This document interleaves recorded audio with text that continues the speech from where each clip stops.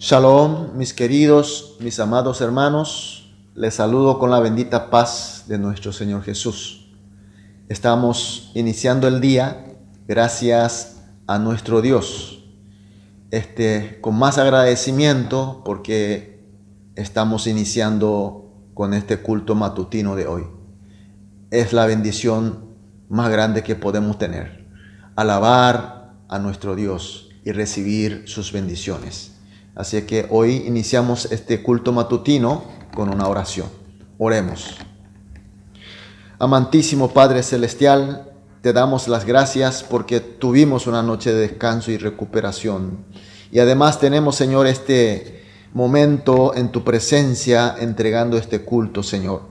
Señor, queremos que este culto sea para tu gloria y también para nosotros un momento de grandes bendiciones. Momentos donde podamos armarnos con tu sabiduría, con tu palabra y con tu poder. Así, Señor, tener otro día de victoria para dedicarte a ti, Señor.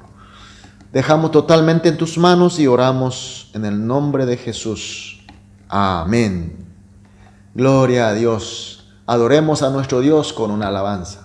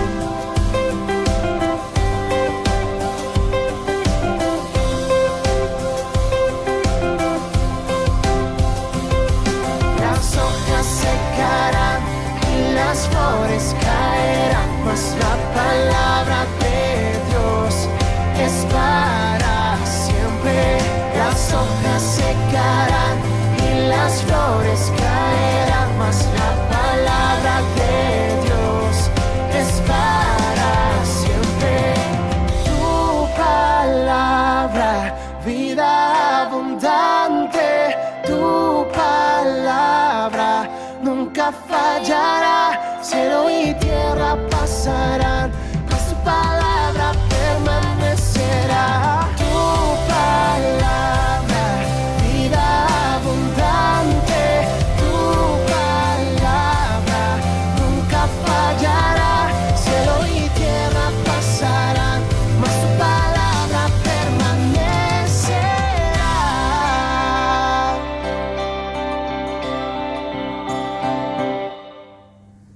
Amén. Aleluya. Gloria a Dios. Vamos a leer la palabra de Dios. Hoy vamos a leer Primera de Pedro, capítulo 5. Primera de Pedro, capítulo 5, versículo 12. Un solo versículo. Versículo 12. Leamos juntos.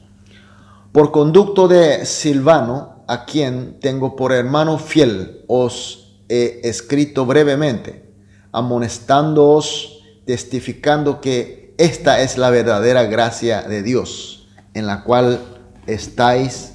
Amén.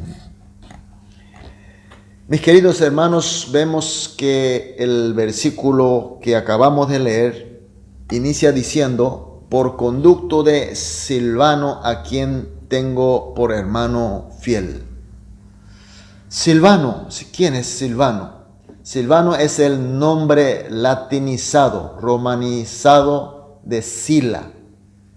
¿Y quién es Sila? Sila fue aquel hombre, aquel ministro que había acompañado al apóstol Pablo en su segundo viaje misionero.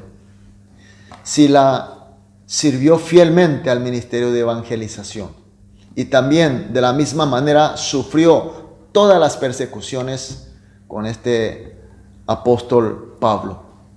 Por eso Sila fue un líder cristiano admirado y respetado por muchos de aquella época, sobre todo de los creyentes. Era un líder, era un creyente, un cristiano respetado por todas las iglesias. Y dice a continuación del versículo 12, por conducto de Silvano, os he escrito brevemente amonestándoos.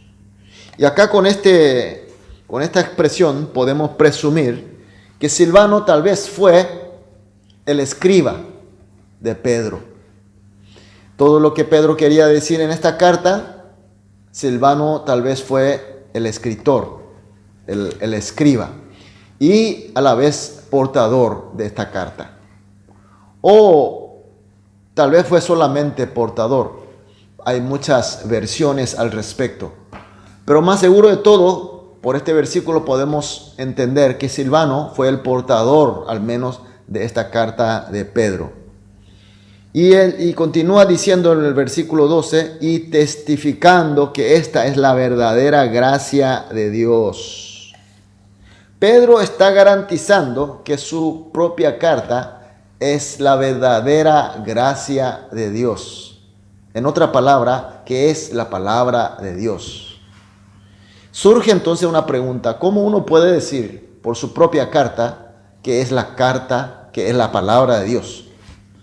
No es fácil afirmar de esa manera. La carta, por supuesto, fue escrita por él o por el medio de Silvano como escritor, pero no fue en el plano exclusivamente personal, sino que fue por la absoluta inspiración de Dios. Por tanto, el autor principal de esta carta es Dios. Por ende, es la palabra de Dios, es lo que está queriendo decirnos. Y en el versículo 12 termina diciendo, en la cual estáis.